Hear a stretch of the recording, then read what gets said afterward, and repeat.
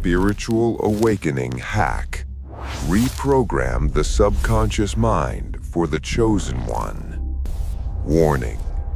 What if I told you that the most powerful moment of your entire life is not when you are standing on the mountaintop, holding the trophy, bathed in golden light? It is not when you are calm, peaceful, and meditating in a silent garden, feeling one with the universe. No, the most powerful moment is when you are about to break. It is that exact second when your hands are shaking uncontrollably, when your heart is pounding out of your chest like a war drum, when the anger, the fear, or the pain is so intense that you feel like you are going to explode into a million pieces. Most people, 99% of the population, collapse at this point. They scream, they run, they lash out, or they shut down completely. They let the wave of emotion drown them. But you, the chosen one, for you, this moment is not a breakdown, it is a portal. Today, we are going to perform a surgery, not on your physical body, but on your subconscious mind. We are going to talk about the Neuro-Hack. I am going to show you the biological machinery behind your demons. Why do you sabotage yourself just when things are going well? Why do you get angry and say hurtful things when you only want to be kind? Why do you freeze in terror when you need to act with courage? It is not because you are weak. It is not because you have bad karma. It is not because you are broken. It is simply because you are running an outdated operating system.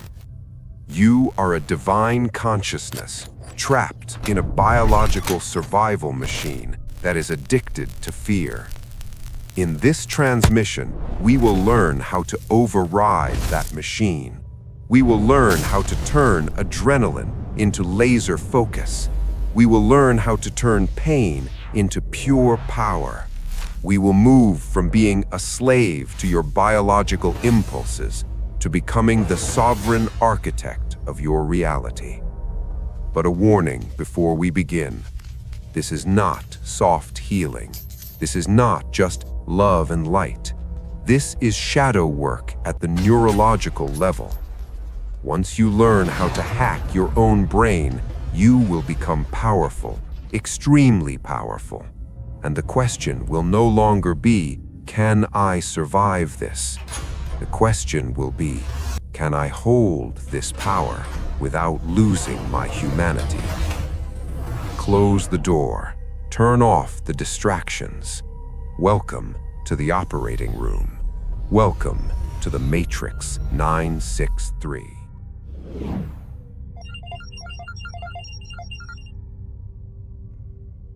Chapter 1. The Biology of Failure. Let us strip away the mysticism for a moment and look at the hardware. Let us look at the biology of why you fail. Why, despite all your spiritual knowledge, despite all the books you have read and the videos you have watched, do you still react like a frightened child when life hits you hard? It is because of a mechanism called the limbic hijack. Deep inside your brain, buried beneath the layers of logic and reason, there is an ancient structure.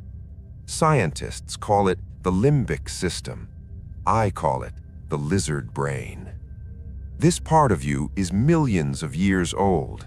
Its only job, its singular, obsessive purpose, is to keep you alive for the next 10 seconds. It does not care about your career. It does not care about your spiritual awakening. It does not care about your happiness, your relationships, or your dreams. It only cares about survival. When you face pressure, a rude comment from a stranger, a financial loss, a lover leaving, or even just a threatening email, your limbic system does not see a modern problem. It perceives a tiger attacking you in the jungle. It perceives a threat to your life. And instantly, without asking for your permission, it hits the panic button. It floods your blood with a cocktail of chemicals, cortisol and adrenaline. And here is the tragedy. When cortisol floods the system, it acts like a chemical blockade. It shuts down the blood flow to the prefrontal cortex, the part of your brain right behind your forehead. This is the part responsible for logic, creativity, empathy, long-term planning, and your connection to your higher self. When the limbic hijack happens, your human brain goes offline. You literally become mindless. Your IQ drops significantly. Your empathy vanishes. Your ability to see the future disappears. You become a reactive animal, driven solely by the instinct to fight, flight, or freeze. That email you sent in anger that destroyed a business relationship? That was not you. That was the lizard trying to fight a threat. That opportunity you ran away from because you were too scared to speak up? That was not you. That was the lizard trying to flee to safety. That moment you stood frozen while someone disrespected you? That was the lizard trying to hide. You are living your life as a hostage to a biological program that was designed for a world that no longer exists. You are fighting modern battles with prehistoric weapons. Most people think spiritual awakening means ignoring this biology. They try to pray away the adrenaline. They try to meditate the cortisol away. But the chosen one understands that you cannot fight biology with wishful thinking. You cannot suppress the lizard. It is too strong. It is designed to be strong. You must master it. You must learn to recognize the hijack before it takes over. You must learn to feel the chemical surge in your blood and not let it dictate your actions. You must learn to look at your shaking hands, feel the heat in your face, and say, "I see you, survival mechanism. Thank you for trying to protect me, but there is no tiger here. I am in charge now." This awareness is the first step of the Neuro-Hack. It is the separation of the self from the system. You are not your biology. You are the observer of your biology.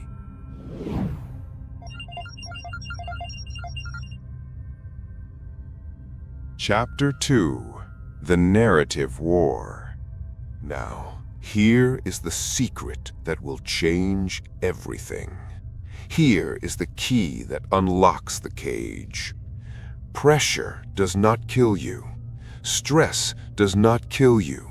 Adrenaline does not kill you. What kills you is the story you tell yourself about the stress. The ancient Stoics knew this. Modern neuroscience confirms it. Your brain does not respond to reality. It responds to your narrative of reality. Let me give you an example. Imagine two soldiers. Both are standing in the mud, cold, hungry, and exhausted. The biological stress on their bodies is identical. The cortisol levels are identical. One soldier thinks, "This is hell. I am going to die here. I am abandoned. This is unfair."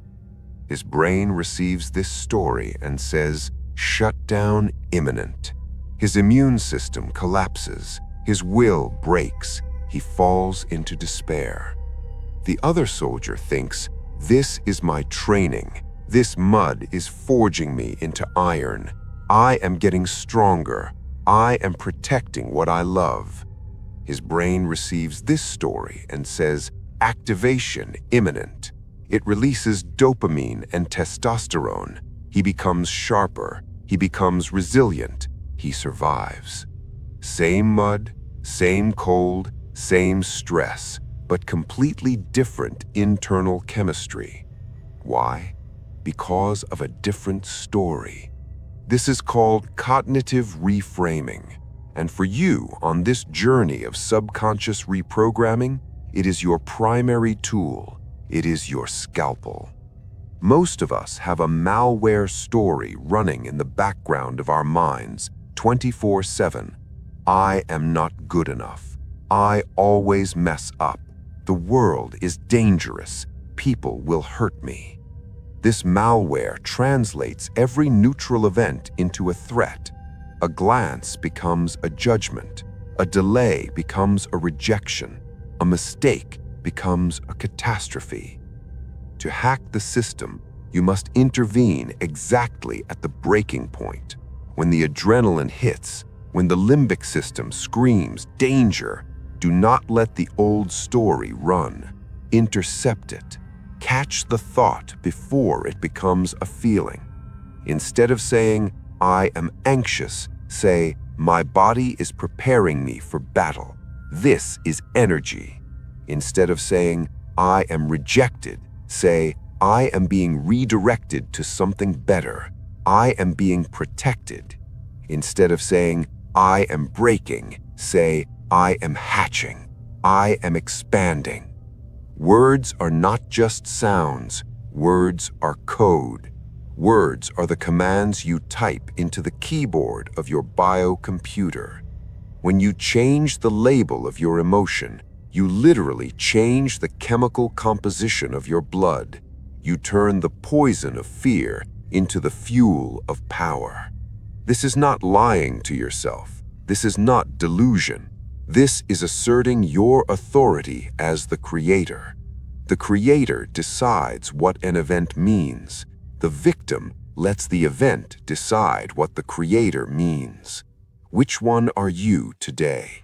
Are you the puppet of your chemistry, or are you the alchemist of your soul? I want you to pause for a moment. Close your eyes if you can. Feel the weight of that truth. You are not at the mercy of your nerves. You are the driver of this vehicle. The shaking hand is not a sign of weakness. It is the sign of an engine revving up. The pounding heart is not a sign of fear. It is the drumbeat of your own vitality asking to be used. In the next chapter, I am going to give you the precise protocol, the step-by-step mechanism to execute this hack in real time, because knowledge is useless without application. We are going to learn the 3 phases of the Neuro-Hack. We are going to learn how to pause, recode, and act even when your entire body is screaming at you to run. Are you ready to take the wheel? Are you ready to stop reacting and start creating? Let us proceed.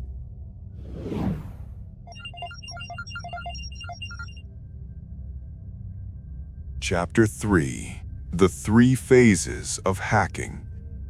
We have established the biology. We have established the narrative. Now we must move from theory to practice. We must enter the operating room.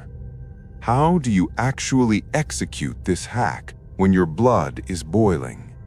How do you override a system that is millions of years older than your conscious mind? You cannot just try harder. Willpower is a finite resource, and in a high-stress moment, your willpower is the first thing to vanish. You need a protocol, a mechanical, step-by-step sequence that you can execute blindly, even when you are terrified. We call this the 3 phases of the Neuro-Hack. Phase 1, the radical pause, the gap. When the limbic hijack strikes, it demands speed. The survival instinct screams, do it now, say it now, run now. It convinces you that if you do not react immediately, you will die. Your first act of rebellion is to stop. This is not a passive pause. This is an active, muscular breaking of your entire system. Imagine a wild horse galloping at full speed toward a cliff. To stop it, you must pull the reins with everything you have. In that moment of high pressure, you must physically freeze. Do not speak, do not move, Do not type. Clench your fist if you have to. Bite your tongue if you have to. Just buy yourself 3 seconds. In those 3 seconds, you are creating what Viktor Frankl called the gap. Between the stimulus and the response, there is a space, and in that space lies your freedom. When you pause, even for 3 seconds, you interrupt the flow of cortisol. You deny the lizard brain the satisfaction of immediate release. You force the energy to pool up, waiting for a new direction. This feels uncomfortable. It feels like burning. Good. Let it burn. That heat is the energy of transformation gathering. Phase 2. Quantum recoding. The label. Now that you have created the gap, you must fill it. If you leave it empty, the old habit will rush back in. You must insert a new code. You must look at the sensation in your body, the heat, the shaking, the tightness, and you must relabel it. The limbic system wants to label it danger. You, the sovereign architect, must label it power.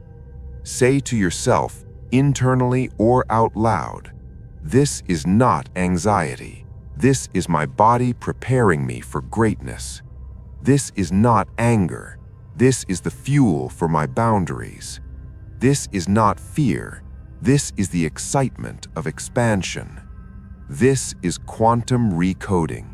You are collapsing the wave function of fear and selecting the wave function of power. The first one is poison. The second is medicine. Phase 3. Inverse action. The override. Now comes the hardest part, the final cut of the surgery. You must act. But you must not act with the impulse. You must act against it. If the impulse screams, shrink and hide, your inverse action is to stand up straight, open your chest, and take a step forward. If the impulse screams, yell and attack, your inverse action is to lower your voice to a whisper and speak with terrifying calmness. If the impulse screams, give up, your inverse action is to do just one more rep, write just one more sentence. This is the override.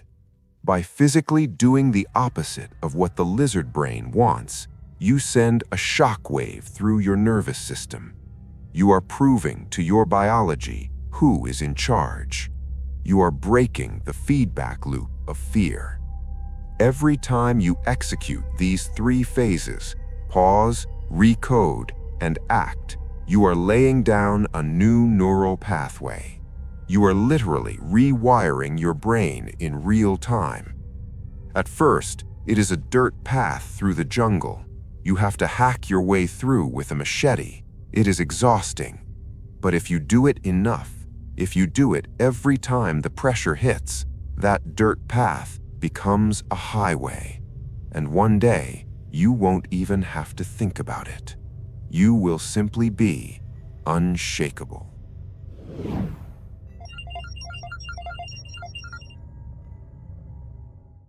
Chapter 4. The Arsenal of the Architect. Part 1. You have the basic protocol, but to navigate the complex battlefield of modern life, you need more than just a shield. You need precision tools. You need an arsenal. These are not weapons to destroy others. These are tools to dismantle the entropy within yourself. These are the advanced techniques used by elite special forces, Olympic athletes, and high-level monks to maintain sovereignty in chaos. Let us examine the first tool in your arsenal. Tool number 1, neural rehearsal, true visualization. I know what you are thinking. Visualization? I've heard this before. Imagine the beach, imagine the money. No, that is daydreaming. That is escape. True neural rehearsal is not about escaping reality. It is about preparing your nervous system for battle. When a Navy SEAL prepares for a mission, they do not just visualize everything going right. They visualize everything going wrong. They visualize the helicopter crashing. They visualize the ambush. They visualize the radio failing. And in each scenario, they visualize themselves remaining calm, executing the protocol, and finding the solution. This is what you must do. Do not just visualize the applause after the speech. Visualize the microphone failing. Visualize the audience looking bored. Visualize your mind going blank. And then, in the safety of your mind, visualize yourself taking a breath, smiling, and recovering with grace. Why is this powerful? Because the brain cannot distinguish between a vivid simulation and reality.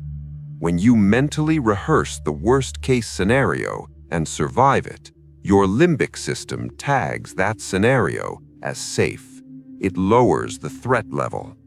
So when you actually step onto the stage, or into the meeting, or into the conflict, and things go wrong, your brain does not panic.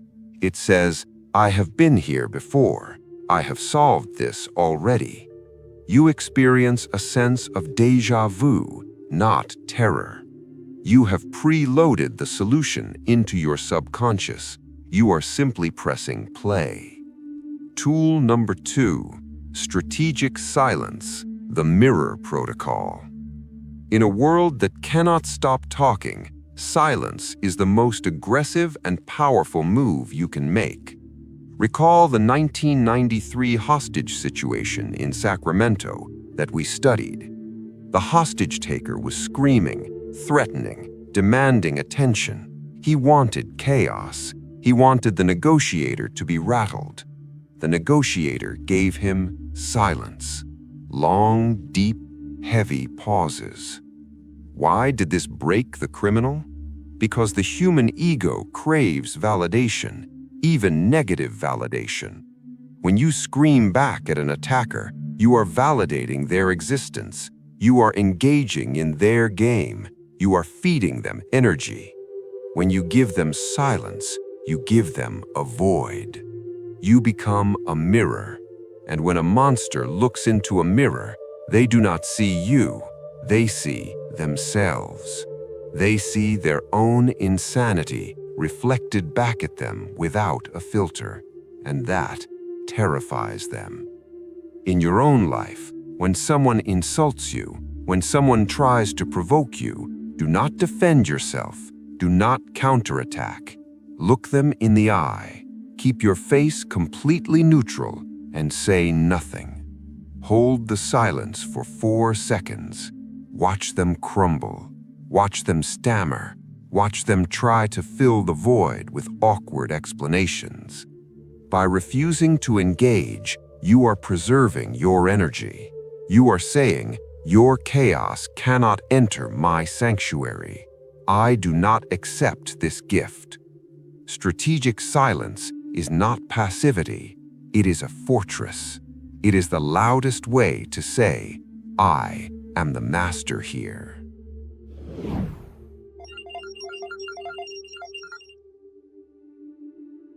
Chapter 5, The Arsenal of the Architect, Part 2. We continue to build your arsenal. The next tools are designed to break the chains of addiction. Not addiction to drugs, but addiction to emotional spikes. Most chosen ones do not realize they are addicted to the chemicals of their own suffering. Tool number 3, the 24-hour delay protocol. Every mistake you have ever made in your life likely happened because you acted too fast. You sent the text while you were lonely. You quit the job while you were angry. You bought the item while you were manic. These are limbic decisions. They are temporary chemical storms masquerading as truth. The 24-hour protocol is a non-negotiable law for the sovereign mind. It states, "Any decision born from high emotion must be delayed for one rotation of the Earth." When you feel that urgency, that burning need to fix it right now, that is the sign to stop. Write the email, pour all your venom, all your pain into it, but do not put the address in the to field. Save it as a draft. Walk away. Go to sleep. Let your brain flush out the cortisol. Let the prefrontal cortex come back online. Open that draft 24 hours later. I guarantee you will read it and think, "Who wrote this? This sounds like a madman." You will be shocked at how different your perspective is once the chemical storm has passed. You will delete the draft, or you will rewrite it with wisdom instead of wounds. You have just saved a relationship. You have just saved your reputation, simply by waiting for the sun to rise. Time is the ultimate filter. Truth remains after 24 hours. Impulse fades. If you still want to do it tomorrow, then it might be valid. But never ever trust the urgency of the now when the blood is hot. Tool number 4, emotional fasting. This is the most advanced tool. This is for the spiritual elite. We all have an emotional addiction. Some of you are addicted to anger. You scan the internet looking for things to be offended by. It gives you a rush of righteousness. Some of you are addicted to self-pity. You love the feeling of being the misunderstood victim. It feels warm and safe. Some of you are addicted to validation. You cannot function unless someone tells you you are good. Every time you indulge these emotions, you feed the parasite. You make the neural pathway stronger. To break it, you must starve it. You must go on an emotional fast. Choose your addiction. Let's say it is anger. For 7 days, you take a vow. No matter what happens, no matter how justified I feel, I will not express anger. This does not mean you suppress it. It means you do not feed it. When the anger comes, you observe it like a cloud passing in the sky. You say, "Ah, there is the parasite. It is hungry. It wants me to yell. It wants me to slam the door." And you gently refuse. You starve it of reaction. For the first 3 days, the parasite will scream. You will feel physically ill. You will feel irritable. This is withdrawal. It proves you are addicted. But by day 4, day 5, the voice gets quieter. The parasite begins to shrink. You start to feel a lightness you haven't felt in years. You realize that you do not need anger to feel powerful. You do not need pity to feel special. This is how you reclaim your soul. You purify your vessel so that higher frequencies can enter. You cannot channel the energy of the universe if your vessel is clogged with the sludge of petty emotions. Empty the cup, clean the house, prepare the temple for the king to enter. These are your tools: neural rehearsal, strategic silence, the 24-hour delay, emotional fasting. They are simple, but they are not easy. They require constant vigilance. They require you to be awake at the wheel. But if you practice them, if you make them your second nature, you will stop being a leaf blowing in the wind. You will become the wind itself. In the next part of this transmission, we will go even deeper. We will explore the physics of observation, how your attention literally freezes reality into place. And we will learn to execute a dopamine reset to sharpen the blade of your mind to a razor's edge. Are you ready to cut through the illusion? Let us proceed.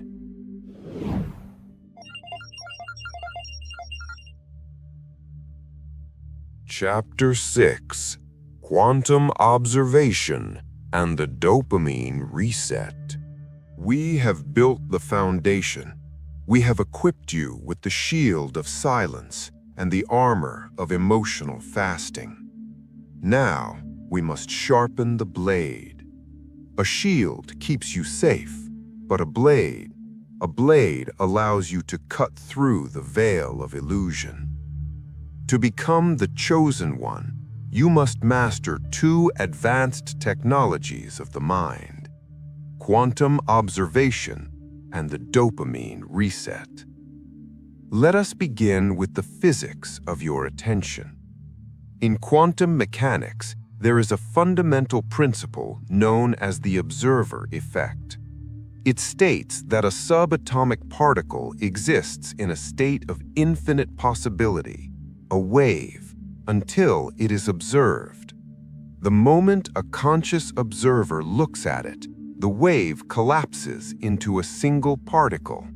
The act of observation changes the nature of reality. This is not just true for electrons, it is true for your emotions. Most people do not observe their emotions, they become their emotions. When anger arises, they say, "I am angry." They merge their identity with the chemical reaction. They collapse the wave into a solid reality of rage. The Neuro-Hack requires you to step back. You must become the observer, not the participant. Imagine your mind is a sky. Your emotions are clouds passing through that sky. You are not the cloud. You are the sky. When fear rises, instead of saying, "I am scared," you must say, "I observe a sensation of fear arising in the chest." Do you feel the difference? The first statement identifies you as the victim. The second statement identifies you as the witness. When you simply watch an emotion without judging it, without trying to fix it, and without running away from it, a miracle happens. The energy dissipates. Like a particle under a microscope, it freezes, it loses its momentum. The monster in the closet shrinks when you turn on the light of pure awareness. But here is the problem. Most of you cannot observe. Your lens is dirty. Your focus is shattered. Why? Because you are sick. You are suffering from dopamine sickness. Dopamine is the molecule of more. It is the driving force of desire. In a natural state, dopamine motivates you to hunt, to build, to reproduce. But in the modern world, your dopamine system has been hijacked. Social media, sugar, pornography, video games, the constant ping of notifications. These are super stimuli. They flood your brain with cheap, unearned dopamine. Your brain, trying to protect itself from this flood, downregulates your receptors. It burns out. You become numb. You lose your drive. You lose your ability to focus on anything hard. You become a dopamine zombie, constantly scrolling, constantly seeking the next hit, but never feeling satisfied. You cannot perform a neuro-hack with a fried nervous system. You cannot hold the gaze of the observer if your eyes are constantly darting to your phone. You must repair the hardware. You must execute a dopamine reset. This is not a suggestion. This is a requirement for sovereignty. The protocol is simple, but it will feel like torture. For 24 hours, you must bore yourself to death. No phone, no internet, no music, no flavorful food, no sexual release, no intoxicants. You strip away all external sources of pleasure. You leave yourself with nothing but your own mind. In the first few hours, you will feel the withdrawal, the phantom vibration in your pocket, the itch in your brain, the screaming boredom. The lizard brain will panic. It will tell you that you are missing out, that you are lonely, that this is pointless. Let it scream. Sit in the boredom. Stare at a wall. Walk in nature. Write with a pen and paper. Why are we doing this? We are resetting the baseline. We are resensitizing your receptors. When you starve the brain of cheap dopamine, it begins to heal. It begins to hunger for real things again. Suddenly, reading a book feels exciting. A conversation feels deep. The sunset looks brighter. You are sharpening the blade. When your dopamine system is clean, your focus becomes a laser. And when your focus is a laser, your power of observation becomes absolute. You can look at your fear and it vanishes. You can look at your goal and it magnetizes. The chosen one does not rely on cheap stimulation. The chosen one derives power from the depth of their own presence. Clean your system. Clear your lens. See the world as it truly is.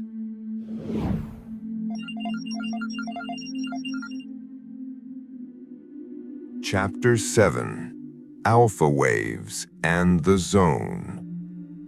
You have cleared the noise. You have reset the chemical baseline. Now we must talk about performance. How do you access your highest potential on command?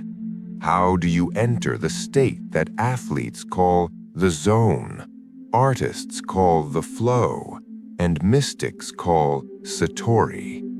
This is not magic. It is frequency. It is the domain of alpha waves. Your brain operates on different electrical frequencies. When you are stressed, anxious, or hyper-alert, you are in high beta. This is the frequency of survival. It is jagged, fast, and exhausting.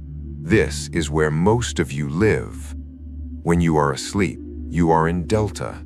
But right in the middle, between the alertness of beta and the dream state of theta, lies alpha, 8 to 12 hertz. Alpha is the bridge. It is the state of relaxed alertness. In alpha, your body is loose, but your mind is sharp. The chatter of the inner critic goes silent. Time seems to slow or vanish. Action becomes effortless. You do not think about what to do. You simply know. The Navy SEALs, the elite snipers, the martial arts masters, they train themselves to drop into alpha instantly. When the bullets start flying, the amateur goes into beta panic. The master drops into alpha calm. That is why they move faster than you. That is why they see things you miss. How do you trigger this state? You cannot force your way into alpha. Trying to relax is a beta activity. You must hack the biology. We will use a technique called hemispheric switching. The brain has two hemispheres. The right hemisphere is emotional, creative, and intuitive. It is also where panic and overwhelm often originate during a crisis. The left hemisphere is logical, analytical, and linguistic. It deals with facts and sequences. When you are in a limbic hijack, panic mode, your emotional brain is overheating. You are drowning in the right hemisphere's chaos.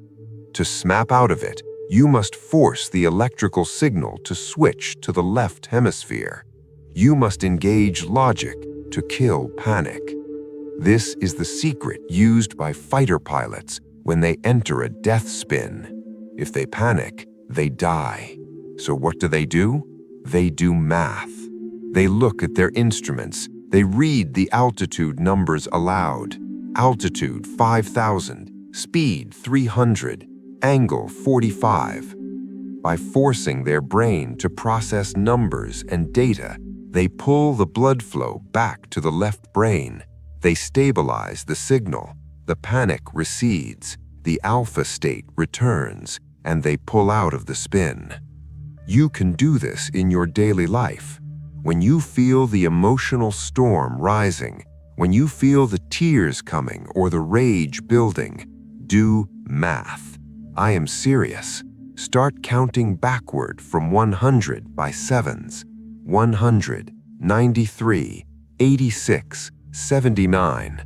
It is difficult, it requires focus, and that's the point. Your brain cannot sustain a high emotional state and a high logical task at the same time. It has to choose.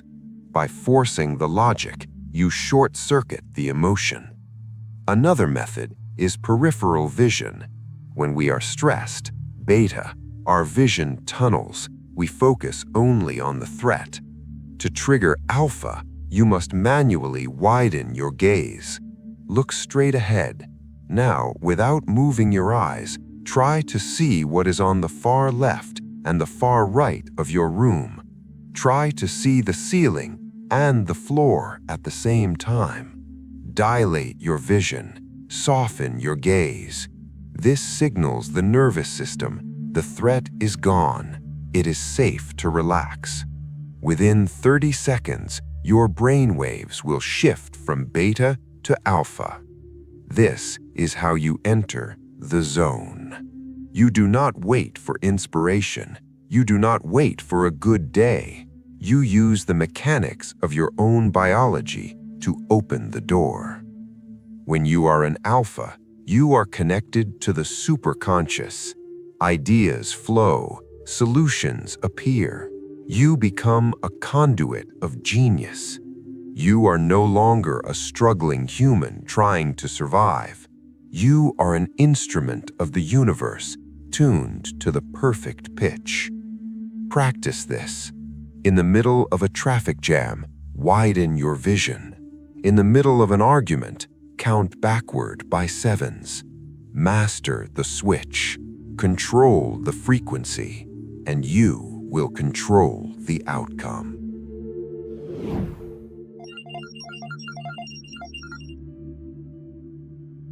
Chapter 8. The Quantum Command.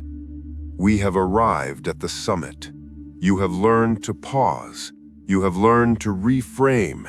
You have learned to reset your chemistry and tune your frequency. Now, you are ready for the ultimate weapon, the ability to reshape reality itself. This is the quantum command. There is a fundamental difference between asking and commanding. Most people pray from a state of begging. Please, God, give me this. I hope this works. I really need this money. We discussed this in the previous transmission. Wanting is the frequency of lack. When you beg, you are affirming that you do not have power. You are affirming that you are a victim of circumstance. The chosen one does not beg. The chosen one commands. This is not blasphemy. This is physics. The quantum field is a field of infinite potential energy. It is waiting for a directive. It does not respond to hope. It responds to certainty. It responds to a signal that is coherent, strong, and unwavering. A quantum command is a fusion of thought, electric, and emotion, magnetic. When your head and your heart are in perfect alignment, when you think, I am wealthy, and you feel the absolute certainty of wealth in your cells, you broadcast a signal that overrides the current reality. It is the difference between a flashlight and a laser. A flashlight, hope, scatters light. It is weak. A laser, command, aligns all the light waves into a single coherent beam. It can cut through steel. How do you issue a quantum command? There are three components: clarity, certainty, and authority. First, clarity. You must know exactly what you are ordering. The universe cannot deliver a fuzzy picture. Not, I want to be happy, That is too vague. I command a reality where I am living in sovereignty, with financial abundance flowing effortlessly and deep connection in my relationships. Precise, specific. Second, certainty, the feeling. This is the fuel. You must generate the emotional state of the result before the result appears. This is where the Neuro-Hack comes in. You use your alpha state to access the feeling. You do not hope it will happen. You feel the gratitude that it has happened. You walk with the posture of the king who has already won the war. You speak with the calmness of the queen who knows her decree is law. Certainty is the bridge that collapses the timeline. Third, authority, the I am. In the ancient texts, the name of God is I am. I am is the code of creation. Whatever you put after I am, you become. Most people use this code to destroy themselves. I am tired. I am broke. I am sick. Stop cursing yourself. Issue the command. I am the architect. I am the master of my fate. I am unbreakable. Say it out loud. Feel the vibration in your throat. Your voice is a sound wave that physically alters the air around you. When you speak with authority, your subconscious mind, the lizard, bows down. It recognizes the voice of the master. It stops fighting and starts serving. But a warning. This power is neutral, like electricity. Electricity can light up a city, or it can electrocute you. The quantum command amplifies whatever you hold in your heart. If you command from a place of hidden fear, I command this money because I am terrified of being poor. The universe hears the fear. It amplifies the poverty. If you command from a place of ego, I command power so I can crush my enemies. The universe hears the separation. It amplifies the conflict. This is why we did the shadow work first. This is why we learned to observe and reset. You must purify the vessel before you channel the lightning. You must command from a place of love and service. I command abundance so I can serve my purpose. I command strength so I can protect those I love. I command wisdom so I can light the way for others. When your command is aligned with the greater good, the entire universe rushes to support you. Doors open, synchronicities explode, the impossible becomes easy, because you are no longer fighting the current. You are the current. You have the tools, you have the codes. Pause, reframe, reset, switch, command.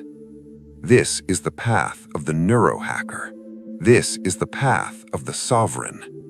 But now, we must face the final danger. The danger that comes after you have won. The danger of becoming so powerful, so controlled, so invulnerable, that you lose the very thing that makes this journey worth taking. You risk losing your humanity. In the next chapter, we will discuss the hidden cost. We will look at the trap of the perfect warrior, and we will learn how to integrate this immense power without turning into a monster. Prepare yourself. The hardest truth is yet to come.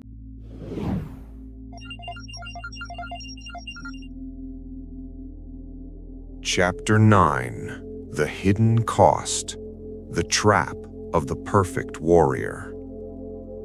We have spent this entire transmission building your armor. We have sharpened your mind. We have taught you how to kill the parasite of fear. We have taught you how to override your biology and stand unshakable in the face of chaos. You are now powerful. If you practice what I have taught you, you will become a force of nature. People will look at you with awe. They will wonder how you remain so calm when the world is burning. But, as your guide, as the one who holds the lantern on this path, I must tell you the truth that the other teachers hide. I must warn you about the hidden cost. There is a danger in becoming the perfect warrior. There is a trap in becoming too good at the Neuro-Hack. When you learn to override your emotions, when you learn to silence the pain, starve the anger, and delay the impulse, you risk doing something terrible. You risk silencing the joy as well. The nervous system does not have a selective mute button. You cannot numb the darkness without numbing the light. If you build a wall thick enough to keep out the enemy, that same wall will keep out the lover. If you wear your armor 24 hours a day, you will never feel the warmth of the sun on your skin. I have seen many chosen ones fall into this trap. They become masters of stoicism. They become masters of control. But they become cold. They become robotic. They walk through life with a flatline emotion. Nothing hurts them, yes, but nothing moves them either. They look at a sunset and they feel nothing. They hold their child and they feel distant. They have traded their humanity for invulnerability. This is the tragedy of Alexander the Great. This is the tragedy of the lonely king on his throne of ice. Is this what you want? To be a god who feels nothing? To be a machine that executes commands perfectly but has no soul? No, that is not the path of the Matrix 963. That is not the path of awakening. That is the path of dissociation. We did not hack the brain to destroy your emotions. We hacked the brain to liberate them. The goal is not to feel nothing. The goal is to feel everything without being destroyed by it. So, how do we solve this paradox? How do we hold the sword of the commander and the rose of the lover in the same hand? This brings us to the final stage of your evolution: integration.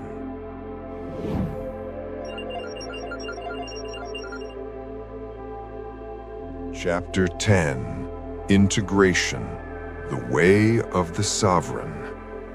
Integration is the art of switching modes. It is the ability to be fluid. It is the understanding that you are not just the brain. You are not just the heart. You are the sovereign who sits above both. The sovereign knows that there is a time for armor, and there is a time for skin. When you are in the boardroom, when you are in the crisis, when you are navigating the traffic of a chaotic world, engage the Neuro-Hack. Activate the prefrontal cortex. Regulate the cortisol. Use strategic silence. Be the rock that the waves break against. Protect your energy. This is your duty as the guardian. But when you cross the threshold of your home, when you are with the people you love, when you are creating art, when you are praying, when you are walking in the forest, take the armor off. This is the hardest hack of all. It takes more courage to be soft than it does to be hard. It takes more strength to be vulnerable than it does to be guarded. To let the armor fall involves risk. You might get hurt. You might feel pain. But the sovereign knows that pain is not an error. Pain is data. Pain is the texture of life. Without the capacity to be wounded, you cannot have the capacity to be healed. So, here is your final protocol, the protocol of integration. It is called strong back, soft front. This is a concept from the Zen tradition. You keep your back strong, your spine is straight, Your principles are unbending. You will not be disrespected. You will not be moved by fear. This is the Neuro-Hack working in your background. But you keep your front soft. Your heart is open. Your chest is relaxed. Your eyes are kind. You allow the world to touch you. You allow compassion to flow out. When you master this, you become a paradox to others. They will feel your power, but they will not be afraid of you. They will feel your authority, but they will want to come closer, because they sense that underneath the strength, there is a vast ocean of love.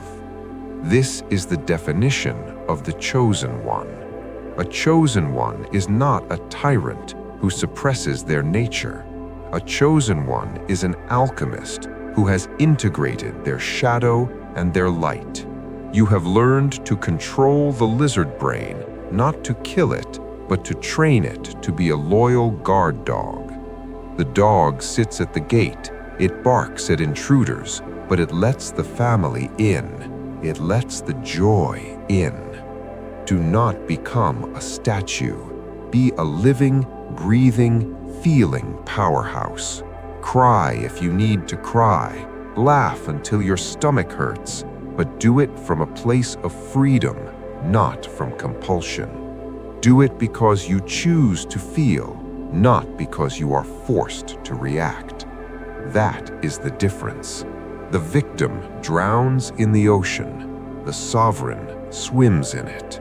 The water is the same. The swimmer is different.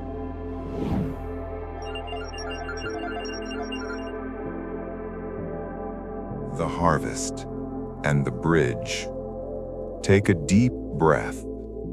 Inhale the truth of what you have learned today. Exhale the old identity of the victim. We have traveled far in this transmission.